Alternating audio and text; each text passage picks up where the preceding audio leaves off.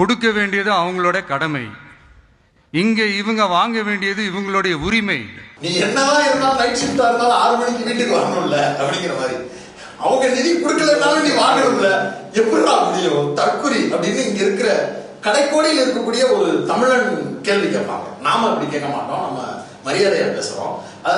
இதை எப்படி புரிஞ்சுக்கிறது? முதல்ல அவங்க கொடுக்கறதுக்கு தயாரா இருந்து என்னமோ தமிழ்நாடு அரசு வாங்க மறுத்தது போல 2 பேரும் ஏமாத்துறாங்க.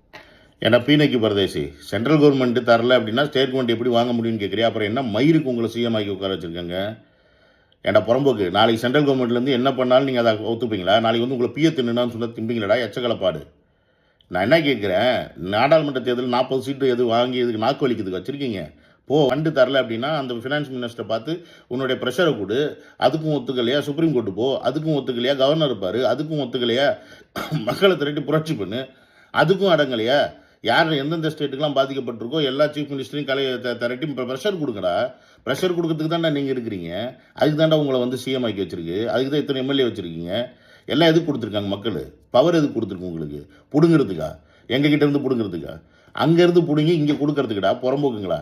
இங்கே நாங்கள் சம்பாரிச்சு கொடுப்போம், நீங்கள் நொட்டிக்கிட்டு அங்கே சென்ட்ரல் கவர்மெண்ட் கொடுத்துட்டு அவங்க தள்ளுன்னு வாங்க, நாங்கள் நாக்கு வச்சுட்டு உட்காரணும். உன்னெல்லாம் செருப்பாலே அடிக்கணும். இந்த மாதிரி பேசிக் புரிதல் இல்லாத புறம்போக்கு 200 கொத்தடிமையெல்லாம் சாவடிக்கணும்டா. எச்சக்கலன் நாய்.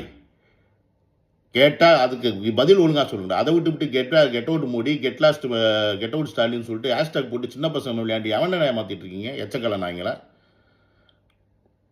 இவங்க கேட்டாங்களா, அவங்க தள்ளியா. நாளைக்கு வந்து உன்னை பிய திம்ப சொன்னா நல்ல நக்குங்க உட்காந்து போகிறோம் போக்குங்களா.